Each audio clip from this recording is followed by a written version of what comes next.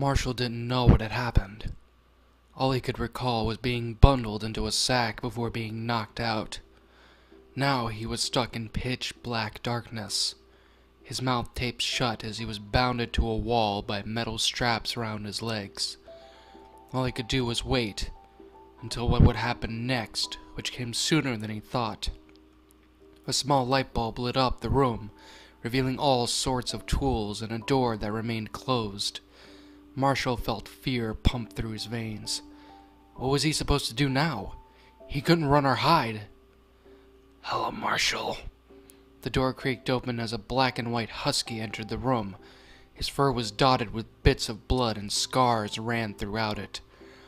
The younger Dalmatian gasped. How could such a canine look so ragged?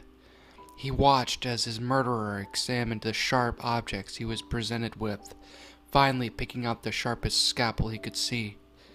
Please don't hurt me," Marshall stammered as he watched the husky stab it into a piece of meat lying on the table. "You're talking to a scared heart, kind sir, and I don't fool around." The husky barked as he grabbed a red marker and began drawing X's on various places around his body. The first was on the back of his ears.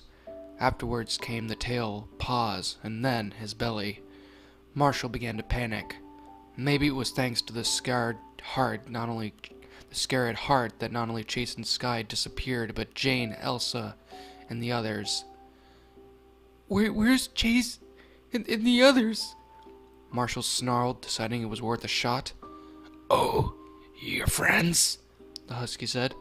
"All right, if you must." Scar's heart pressed a small button located next to the door, and almost instantly a TV popped out with a remote placed above it. Briskly, he grabbed the remote and pressed the button to show a room full of stuffed animals alike, with both Chase and Sky right in that very room, stuffed and all. What have you done to them?" Marshall gasped, unable to breathe. He was completely full of shock. "Oh, you would like to see Jane and the others?" Scarheart asked as the camera turned towards a room full of large glass containers. Inside of them was a black liquid and something else with a gas mask on. Marshall looked a little bit closer, and then noticed the fingers and bits of flesh that belonged to Ryder and Jane sitting on the top part of the pool that was over the bottles itself. Marshall couldn't help but continue on crying. He cried, and cried some more. His friends were completely gone. Chase and the others were stuffed, and Ryder was practically liquefied at this point. The husky looked over at Marshall, and then smiled at him. "You know something, kid? You're probably wondering why I did it. It's rather simple, to be honest. I like doing what I have to do. And of course, knowing you now, knowing that your friends are dead, it's just gonna make this a lot easier. I just ask one thing. Don't struggle, and it'll be over soon."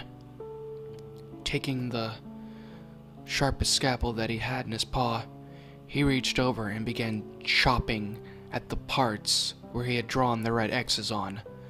Marshall whimpered and cried as the man continued to cut at the skin and briefly tear at pieces of it to make sure that they were loose. And then he kept digging the scalpel deeper and deeper until the ear itself, along with a lot of traces of flesh, were ripped off from his head. Marshall couldn't even hear out of that ear anymore. Whether it be the blood that had been going through his ear itself, or the fact that his eardrums may have been damaged in the process, he didn't know. If anything, though, he just didn't care.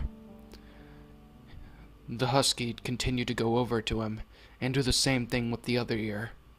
And then he proceeded to go down onto the tail and cut it off rather quickly. Marshall was in agonizing pain as the knife cuts, and brutal and very brutal attacks continued to happen to him.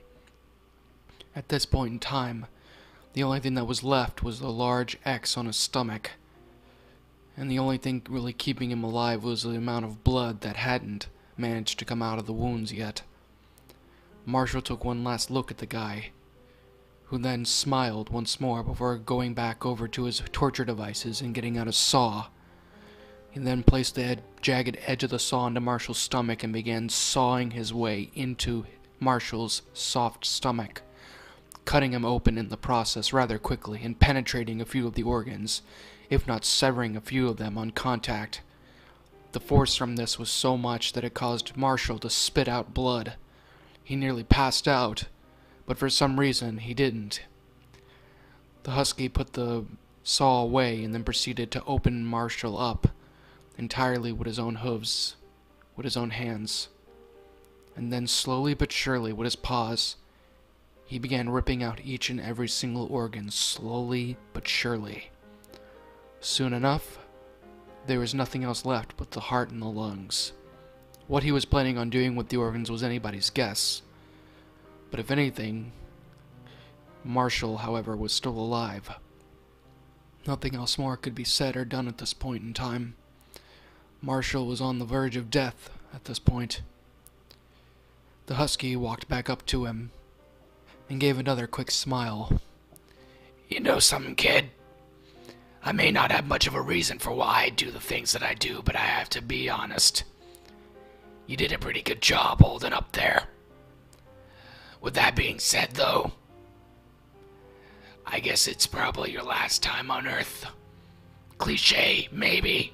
I really don't care. Be seeing you in hell, you little fucker.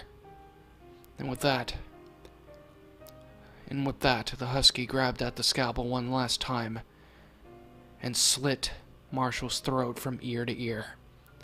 He bled out nearly instantly, dying in the process. The husky himself took one last look at his wonderful creation and then let out a hearty chuckle. He was certainly going to have fun with this, and if anything, the townspeople of Adventure Bay was definitely going to have a nice little surprise in their next meat shipment next week.